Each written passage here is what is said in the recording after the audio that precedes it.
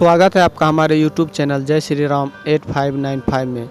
तो चलिए आज मैं आपको ये जानकारी दूंगा कि आखिर जरासंध का अंत कैसे हुआ था और श्री कृष्ण ने भीम के द्वारा जरासंध का अंत कैसे करवाया था। सो हेलो फ्रेंड, अगर आप हमारे YouTube चैनल पर नए हैं तो कृपया कर इस चैनल को सब्सक्राइब कर दें ताकि जब भी मैं इस तरह का वीडियो बनाऊँ आप जल्द से जल्द देख सकें और इस तरह की जानकारी प्राप्त कर सकें।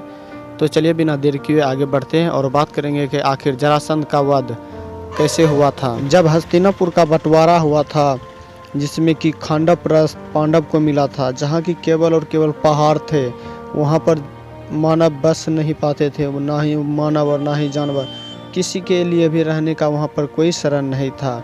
किंतु वहाँ पर दुर्योधन को पूरा हस्तिनापुर मिला था और पांडव को खांडव प्रस्थ, और स्वयं पांडव के साथ भगवान श्री कृष्ण आए थे और उन्होंने युधिष्ठिर को एक सुझाव दिया कि तुम्हें यहाँ पर एक यज्ञ कराना होगा जिसके लिए चारों दिशाओं के राजा का सहमति होना आवश्यक है। किंतु यहाँ से पूर्व दिशा में एक जरासंध नाम का राजा है जो कि इनके लिए सहमति नहीं देगा, अतः इसके लिए हमें जरासंध की सहमति की जरूरत है। और श्री कृष्ण ने पांडव से यह भी कहा कि जरासंध किसी भी कीमत पर तुम्हें इसकी सहमति नहीं देगी, अतः जरासंध का अंत होना ही आवश्यक है। कृष्ण भगवान ने भीम को लेकर जरासंध के नगर में जा पहुंचा, जहां पर कि जरासंध 100 राजाओं की बलि दे रहे थे, जिसमें कि एक भगवान विश्वकर्मा भी थे।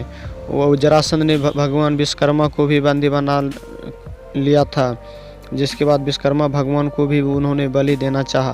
किंतु उसी समय वहां पर कृष्ण तथा उनके साथ पांडव के 2 भाई भीम तथा अर्जुन के आगमन होता है। हालांकि उस 100 राजा को बलि देने से पहले वहां पर जब बलि दे रहे थे तो उस समय कर्ण वहां आए थे और कर्ण ने उन 100 राजा को जरासंध से मुक्त करवाया था, उनसे बचाया था। और उन्होंने कर्ण ने दुर्योधन के तरफ से जरासंध से मित्रता भी की थी।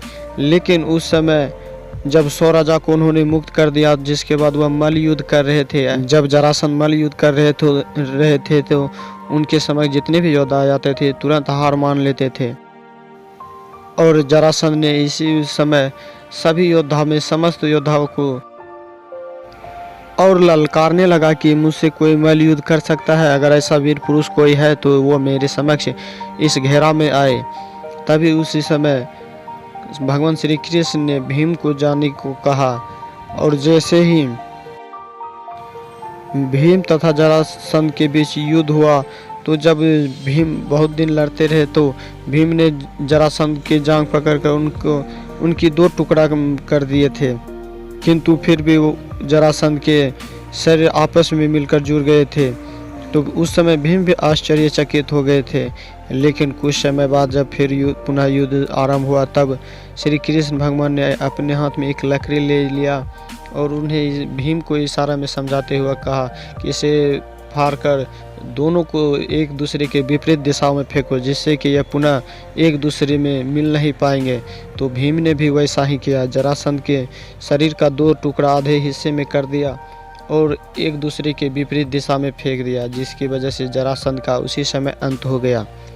सो हेलो फ्रेंड, ऐसे ही जानकारी प्राप्त करने के लिए आप हमारे YouTube चैनल के साथ जुड़िए। जल्द मिलते हैं नेक्स्ट वीडियो में, तब तक के लिए जय श्री राम।